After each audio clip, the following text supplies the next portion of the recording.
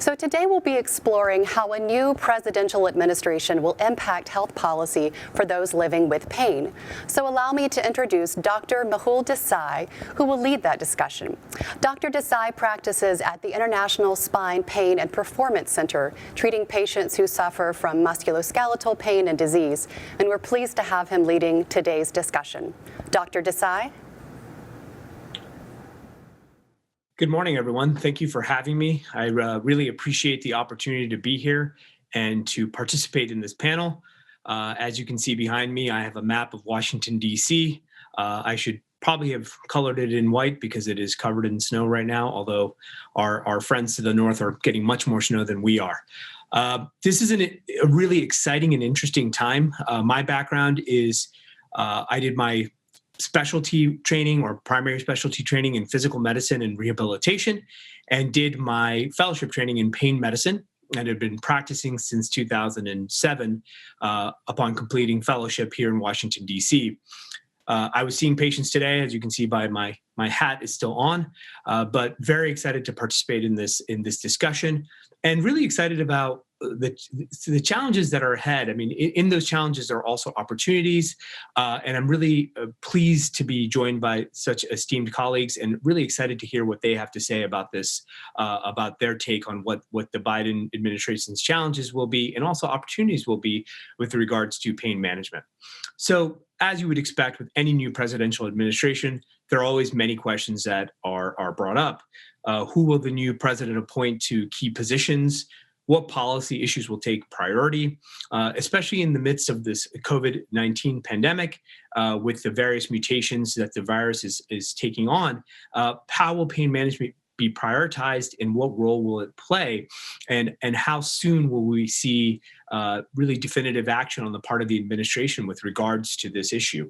What issues are worth fighting for, and what issues are going to have to be sort of put to the wayside for now, because there's going to have to be priorities that take hold, and as the administration sort of takes this on and decides what those priorities are and how well they can work together with Congress in terms of getting some of these things pushed through, we'll get a lot more clarity on what's going to happen. And to some extent, the panelists here are sort of going to be gazing into their crystal ball and try to give us some ideas of what they think what's going to happen, what sort of actions are going to be prioritized, what challenges are going to remain. So again, really excited to hear what they have to say. In particular today, we're going to be paying particular attention to pain management and access to pain or patient-centered pain care, pardon me. And with that, it's my privilege to welcome our two experts and our two guests. So first, Wade Delk. Wade is the Director of Governmental Affairs for the American Society for Pain Management Nursing. He also provides governmental affairs and management services to nonprofit organizations in the healthcare field. He has worked on national, state, and local political campaigns, and has served on a number of federal advisory committees, industry coalitions, and has been a senior staff member for numerous not-for-profit associations. I'm also pleased to welcome Dania Palanker. Dania is an assistant research professor at the Center on Health Insurance Reforms at Georgetown's Health Policy Institute. In this role, she analyzes state and federal health insurance market reforms with an emphasis on insurance benefit design, access to healthcare, and coverage for chronic health conditions, with a particular interest and expertise in women's health and access to care for people with pain and other chronic health conditions. So really excited to hear what both the experts will have to say and their perspective on these issues. So we're going to start with Wade. With regards to healthcare access and pain management in particular, these are obviously very complex issues, and they're very challenging as well. Does the Biden administration have the tools that they need to address these issues? And if not, what policies should they pursue and prioritize? Wade? Well, thank you all for having me. I look forward to our conversation. Look forward to the entire conference to learn more. I'm always interested in learning what everyone has to say about this. And certainly we're very early in the Biden administration. We're coming up on 2 weeks. So we're trying to look into that crystal ball, but looking back at some of the things that have happened in the past, some of the things that happened during the campaign to see what might happen. So I'm speaking somewhat from a nurse perspective, but also in a general perspective. And we had hoped when 2020 began, that was the year of the nurse. We had great opportunities, all kinds of celebrations happening for the 200th anniversary of the birth of Florence Nightingale and all kinds of things, and letting the Hill know what nurses do and the administration. Well, obviously, things had changed. And what it actually did was it gave us the opportunity to highlight all these things that nurses do that we probably wouldn't have had the chance to do before because they're truly the essential workers, and certainly a lot of healthcare workers in other areas they are as well. But one of the things we have learned a fair amount about where the holes are in our system. The pandemic itself started out with, the thoughts way back in the 2000s were the PAPA Act, which is Pandemic All Hazard Preparedness Act. And that was an act that basically put together things that we might need in the event of a pandemic. We didn't think it was going to be anything like this. So now what we put together back then is completely different than what we need to put together today. So that is going to be one of the areas. They're going to have to look in and see what types of things we would have to do long-term activities like this, because no one expected this to last this long. And I think even a lot of the discussions have made it that way too. So we need to have access to more pain management providers. And certainly nurses are pain management providers, and they have the ability to do that. So we want them to have the opportunity to practice to the top of their scope. But one of the areas I think this pandemic is highlighted is the rural and underserved communities, where services COVID have been, the shortages have been seen like never before. And the rural areas clearly are ones where the holes are, where we need to provide the services, both those individuals in need of pain management and other areas. So 17% of the population, 80% of the land mass, and 57 million people live in these rural areas. So we need to make sure that we get the infrastructure built and devote dollars to that to support them and to help them. Waivers during the public health emergency were provided. And, the thing is with the waivers, they have been proven to be good, and they have proven to work. And so we would like to see those made permanent. So there's going to be a push to make those waivers permanent, certainly in the nursing space, but in other spaces as well. And again, allowing them to practice to the top of their scope. When we looked about some of these things that are accelerated before, we were hoping that some of these waivers could actually come in before they needed to be waivers to actually turn into to regulations. But this has accelerated. The pandemic has accelerated virtually everything. So with this, we want to make sure that patients get immediate access to high quality health care. And I think the Biden administration wants that truly to happen too. It'll reduce healthcare costs as we're looking to make changes and update the Affordable Care Act. This is clearly one of the things that's going to need to happen. Flexibility with telehealth by allowing healthcare providers to determine if it's clinically appropriate. Again, that falls back in the rural space again. There's no one size fits all for the determinations. I mean, it's an individualized approach to medicine, and that's what we're really looking for. That's what those as us in the pain management community would like to see. Now, I think there's another opportunity too. The Biden administration overturned the January 14th Trump administration FDA rule, changing for the emergency guidelines, making more buprenorphine widely available to patients. Well, they've rescinded that, but the Biden administration, I guess prior to during the campaign, was looking to do this very same thing. I don't think this is going to be obviously a long-term thing. It does highlight the need for education. But what it does do is while we're working with COVID and focused on COVID, it does draw attention to what the needs are in the pain management community and the substance use disorder area. So while we didn't get it in, while it just sort of got pulled back out, I sort of see it coming back in the forefront because they're going to need to address it because it was a very popular move by the outgoing administration. When we talk about holding the big pharma accountable for some of the activities and responsible for their opioid crisis, that's still going to take place. But I think it's going to be some measure in there for some of these same companies that have actually helped with the pandemic and provided the vaccine. So it'll be interesting to see the take on how the huge pushes, although the dollar amounts needed are going to be huge. But it's very important that we take the substance use disorder and we take it on full head on. But we cannot let proper pain management be forgotten. Education cannot just be related to addiction. It needs to be to appropriate pain management. So I think that's going to be a focus as well. And I know the administration is looking to stop over-prescribing while improving access to effective and needed pain management. So that's an excellent opportunity for us to make sure that our patients are heard and our individuals in pain. So the pain management community can get that leverage in there because it has been sort of skewed the other direction. So again, expand coverage for alternative treatments. I know that some of the panels are not going to go into it, but the pain management best practices interagency task force is a huge thing. So we don't need to recreate the wheel. We need to use what we already have. And when you said about does the Biden administration have the tools? Yes, they have the tools. Those of you on this conference and all of us around the table here, we are the tools. We are personally a giant part of the toolkit that they should use. That's a fantastic answer, Wade. Thank you very much. Tanya, do you have any thoughts on that? And then along with that, if you have any thoughts on that, I wanted you to sort of get your take on how you think Biden's policies will impact healthcare coverage, and if you feel that you have comments on reimbursement, certainly you can make those. But just in general, how do you think this might impact things like Medicare or Medicaid and access in general? So, kind of a twofold question: what do you think? Maybe some of the whether they have the tools, and maybe a response or a comment on Wade's comments, but then also your take on what payer situations might evolve like in the next administration. So I want to start by talking about private insurance and actually moving off something Wade said, which was telehealth. We have seen a huge change because of the pandemic in insurance coverage of telehealth. And the administration has very limited control over private insurance, including group health plans. But by making changes to Medicare and just by providing signals to states about what to do and insurers, they really have kind of given the signal and led to a change that has ensured that health insurance plans and states are requiring health insurance plans to cover telehealth right now. Some states are actually requiring telehealth coverage during their emergencies as with no cost sharing. And that's actually an important beyond rural health. Obviously, right now, people either can't get to their provider, are scared to go to their provider. For people who are immunocompromised, they really may need to reduce those provider visits as much as possible.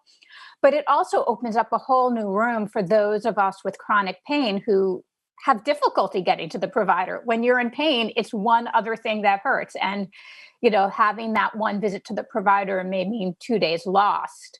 And so it's really important to have that insurance coverage for that piece. Getting into employer coverage, the federal government actually, they can regulate employer coverage in a way states can't. They don't.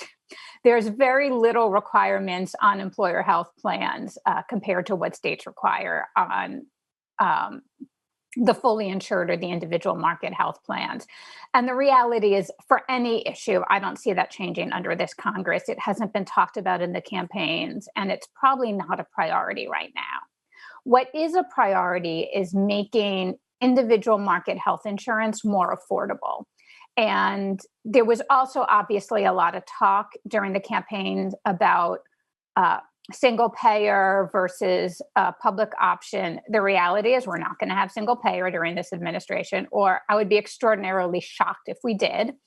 Down the line, I think public option is still on the table, but it's very unlikely right now the reality is the Republican Party is not going to support a public option. You need 60 votes to get to a public option.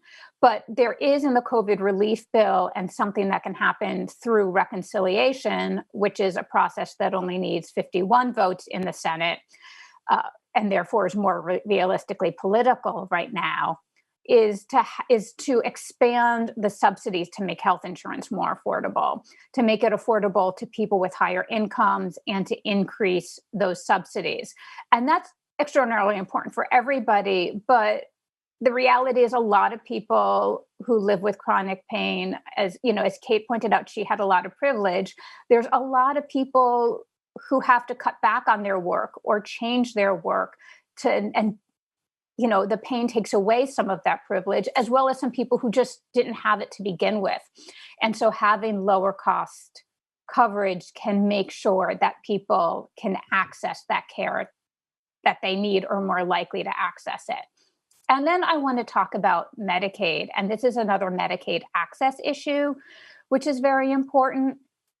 The last administration was allowing states to implement work requirements for Medicaid, which said that if you want to get Medicaid as an adult, which, by the way, you might already need income under, say, $7,000 a year, well, you need to work. You need to work, or you need to be doing something equivalent as work, going to school or doing certain types of community service.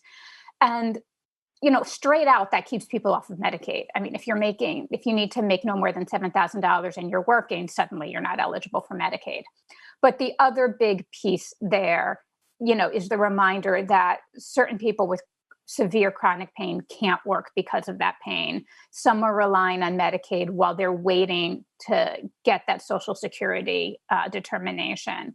And work requirements really have locked people and can lock people out of that coverage. There have been lawsuits preventing them. It's really expected that this administration is going to put an end to those work requirements.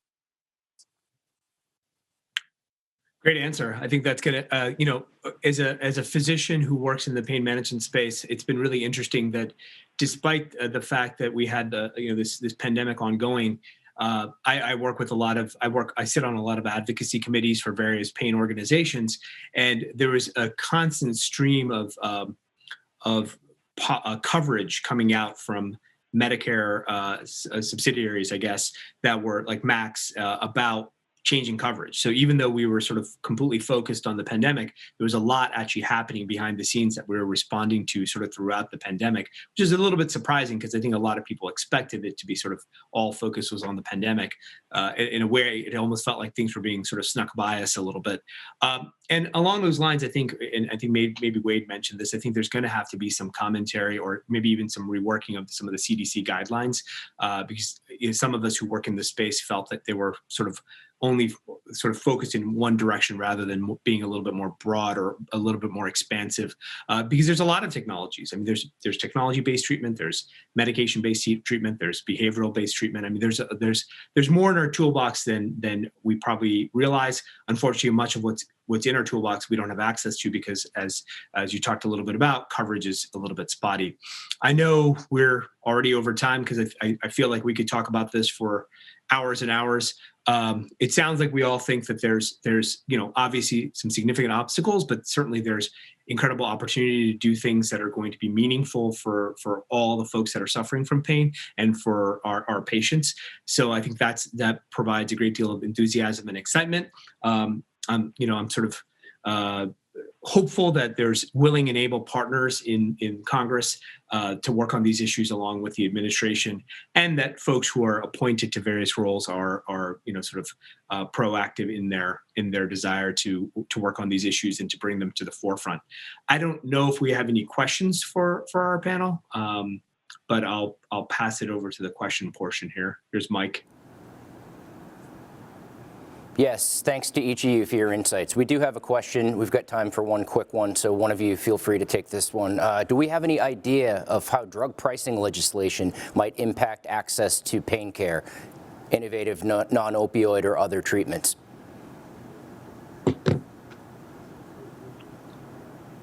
Well, I can sort of start real quick with that. We're not exactly sure yet, but we know they're going to be taking that on. We know there's going to be a lot of discussion about that. And I think, one of the questions that we would, probably like to have more discussion about is non-opioids for pain management and those integrative therapies and multimodal therapies. So there's going to be a lot of focus on what those possibly can be. But drug pricing is going to have to be one key sort of piece to the administration's effort if they're going to get health care for all, which is what they're trying to do.